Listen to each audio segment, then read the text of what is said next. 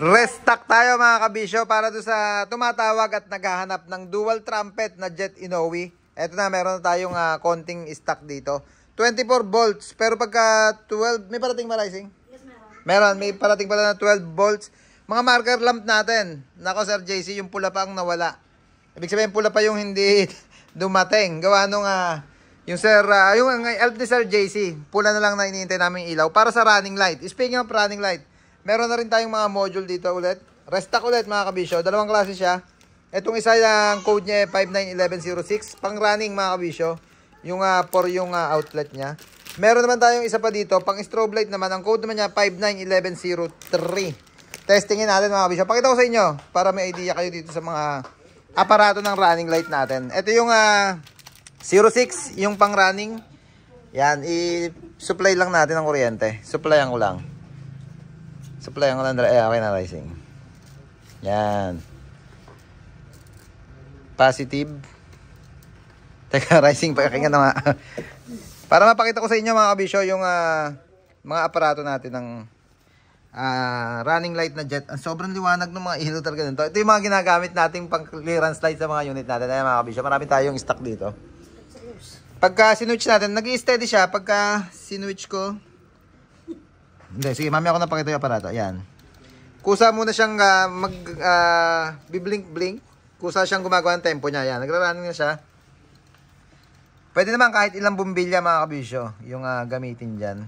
Or kahit ilang LED bulbs. Kaliwa, kanan kanina. Ngayon pakaliwa, ngayon pakanan. Ayan, left and right. Hanggang matapos niya yung, hanggang makaikot siya doon sa buong sequence na ginagawa. Nitong 06 natin. 591106 yung code nitong Jet Inoue na aparato ng running light. Ganda niyan mga kabisyo. Lahat ng sineset-up natin unit, ganito na ginagamit natin. Meron din naman tayo pang 150 bulbs. Yung MA5 Pro. Rising pakuha nga nung MA5 Pro natin. Okay na tayo dito. Steady na natin. Ito naman yung isa, yung 591103. Switch ko mga kabisyo. Blinker naman siya.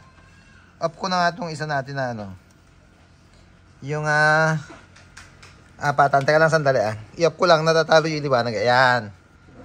Ito yung una nating tinesting mga kabisyo. 591106. Yung pan-running niya, yung kusa siyang gumagawa ng sarili niya sequence. Ito yung 591103. Blinker naman siya. Yung aparato niya para sa ilaw na gusto nyong pag-blinken mga kabisyo. Yan, pwede yan. Ito pa isa, Japan Surplus naman to na kulay pula. Off ko lang muna to. Yan. Ito yung kulay pula natin na strobe light siya. May kalakihan din siya, isang dakot mga kabisyo, at kulang isang dangkal yung taas niya. Para sa mga fire truck mga kabisyo, kulay pula. Balik tayo dito sa busina. Backhorn, marami ring dumating mga kabisyo. Mga denso natin, Star Plus Japan, meron tayong 500 pirasong available on hand sa baluarte natin.